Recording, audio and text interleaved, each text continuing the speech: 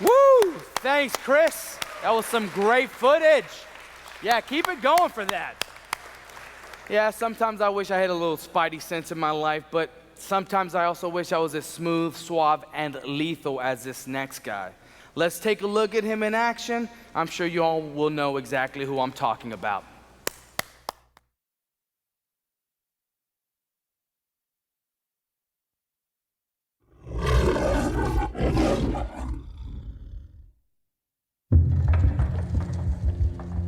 I was always very interested to meet you. I'd heard so much about you from Vespa. If she hadn't killed herself, we would have had you too. Are you going to tell us who you work for?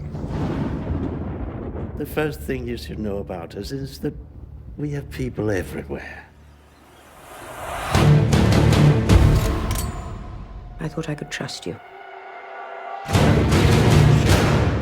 You said you weren't motivated by revenge. I'm motivated by my duty. I think you're so blinded by inconsolable rage that you don't care who you hurt. When you can't tell your friends from your enemies, it's time to go. You don't have to worry about me.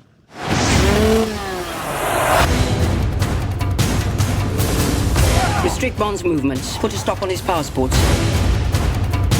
Find Bond. How long have I got? 30 seconds. That doesn't give us a lot of time.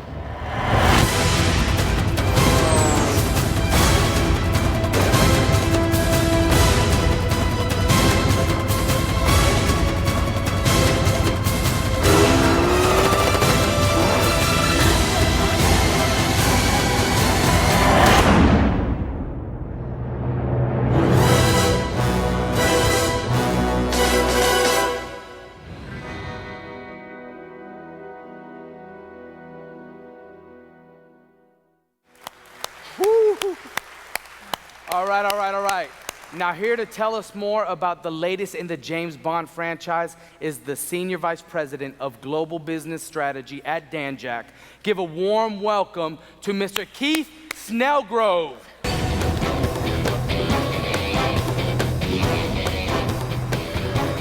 Thank you. So who is Danjack?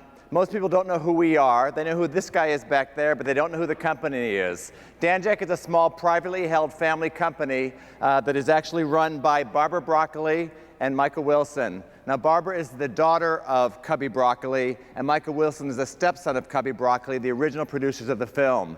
And way back when, Cubby was a really smart guy, because he not only bought the rights from Ian Fleming to make the movie, but he also bought the global brand rights to the property, to license the brand globally. So we have two separate companies. You'll see in the movie, Eon Productions, our production company out of London. We've got about 12 people there in London. And then we've got another 10 here at Danjack in Los Angeles, and we run the licensing property for the franchise worldwide. That's who we are. Well, Cubby was actually a great guy, and he really believed in partnerships, and he really believed that we're a family and we have family values. So much so that the people who work on our film have worked on 5, 10, 15 films, and even our business partners who we work with have worked with us for many, many films. James Bond has been wearing an Omega watch since GoldenEye, and of course he's been drinking his Bollinger champagne since Moonraker. So we believe in long-term partnerships. But every once in a while, we need to change partners and look for someone new. And a few years ago, we looked for a new gaming partner. And when we look for partners, we really look for someone who has the same shared values as us. And what we saw in Activision was someone who did have those same shared values, looking for someone who really wanted to make the game as much like the movie as possible. We really want our gamer to feel like they've stepped into a James Bond film. And that's what really attracted us to Activision when they came with us back before Casino Royale. Now, it was kind of a risk back then because before Casino Royale, a lot of people thought the franchise was dead. I mean, Pierce had a very good run. He had 3 films that averaged about $350 million worldwide. Die Another Day did $420 million. But right before Casino Royale, a lot of people thought the franchise was dead. Of course, what do? We hired this guy named Daniel Craig, this blonde Bond, and everyone thought, what are we doing? What are you guys doing here at James Bond?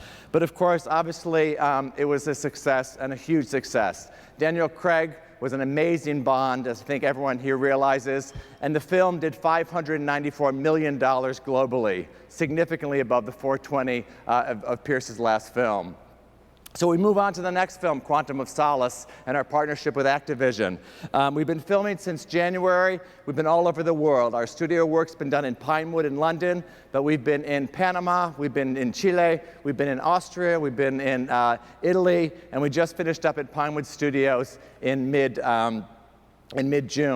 Activision has been with us the entire time. We've given them unprecedented access to everything, whether that's our writers, to Daniel, to our script, to our locations, and we really hope that when you see the work that's been done by them, you realize that this really is a really long-term partnership that we hope will start with Quantum of Solace and move well into the future.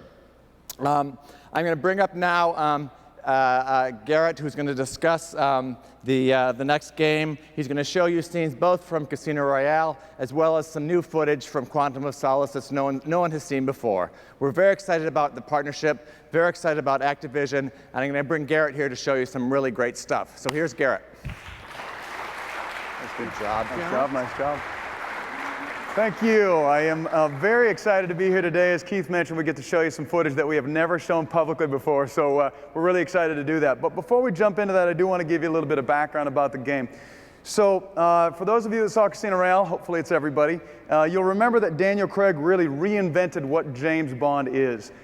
We as a company are following that lead and reinventing James Bond for gamers. Now the things that we have to get right through that process is three things. We have to have the right vision, we have to have great technology, and we have to have a really solid, great partnership. And let me tell you what I mean by those three things. The vision is simple. You guys will all understand this. We are, it's our job in this game to really let gamers become this new Bond, this more physical, more cunning, and more dangerous Bond. Now, how that translates into gameplay is you need the immersion and the tactile control of a first-person camera when shooting. Obviously, Bond shoots a lot. But you also need the cinematic appeal that a third-person camera gives you to see those physical hand-to-hand takedowns.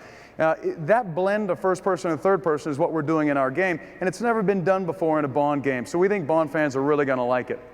So that's the vision. Now, a great vision is nothing without great technology. So we are building this game on the Call of Duty 4 engine. It's a great thing for us. That does not mean that James Bond is going to be running through a war-torn battlefield, all right? Let's clarify that right now. But what it does mean is that we get a chance, a head start really, to push the power of the Xbox 360, to push the power of the PlayStation 3. We get a great baseline for our multiplayer gameplay. It also allows us to focus our time on adding new features and really iterate on the gameplay. So that's a huge benefit to us, a huge win for us. Well, the third piece of the puzzle I mentioned is a great partnership. Now, our game tells the story of two movies. It tells the story of Casino Royale and Quantum of Solace. Now, to tell that story really effectively, we need a great relationship with the people who wrote the story. Now, Keith and the producers have done a tremendous job, really opening their arms to us, giving us unparalleled access to the movie script, to the sets, to access to the key actors. We got to meet with Daniel Craig 3 or 4 times already. We've shown him the game. We found out he's a huge gamer, which was really cool. He definitely wants this game to be great. That level of access is gold to us as game developers. Without it, we would not be able to build the true James Bond experience. So there you have it. We need the right vision, we need the right technology, and we need a great partnership. That's what it's going to take to build a great Bond game. We believe gamers are ready for another great James Bond game, and that's what we're here to deliver to them. So what I'm going to show you, the first thing I'm going to show you is from Casino Royale. This will give you a sense of the balance between Bond using his mind and Bond using his weapons to get through a part of a mission. Let's take a look.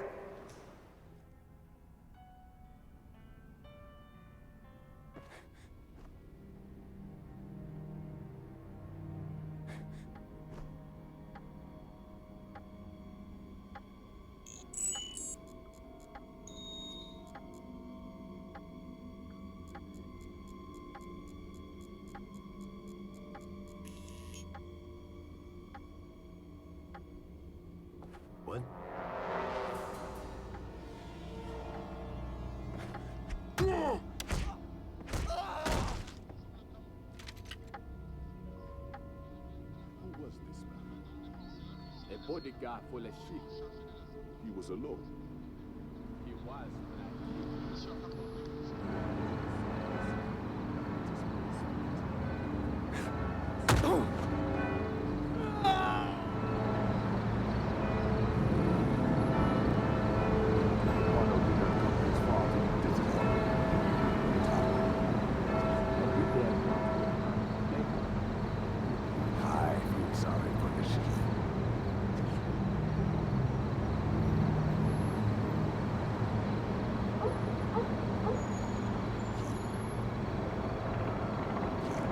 Bond, we've located Urbano's room. Not now. It would be much faster just to kill this machine.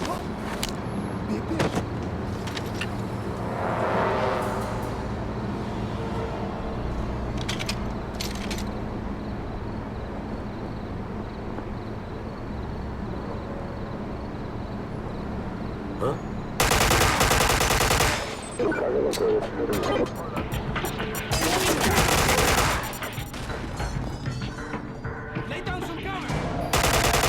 I'm in position!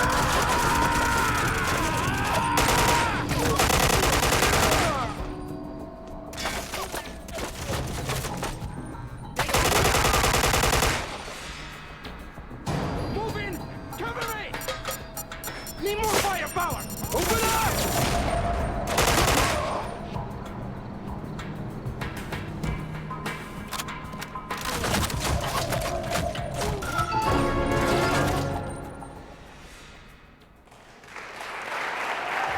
Thank you.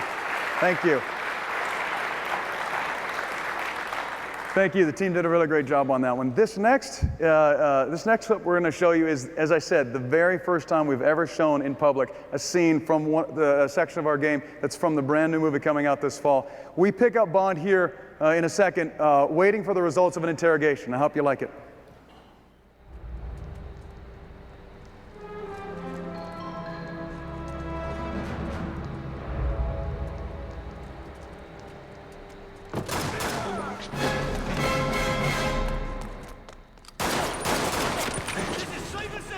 Objective achieved! Charges activated!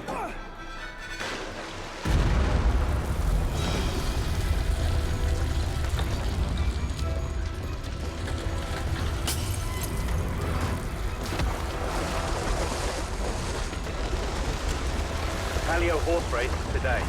It's likely to be unstable down there.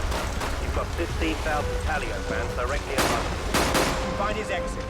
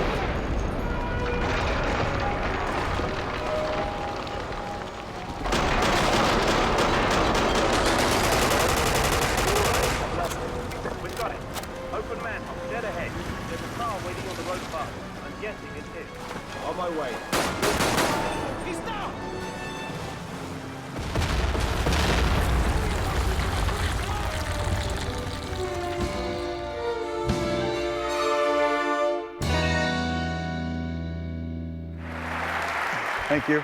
And this last clip that we have is a brand new trailer we just finished last night. I hope you enjoy watching it as much as we enjoyed making it. Thank you for your time.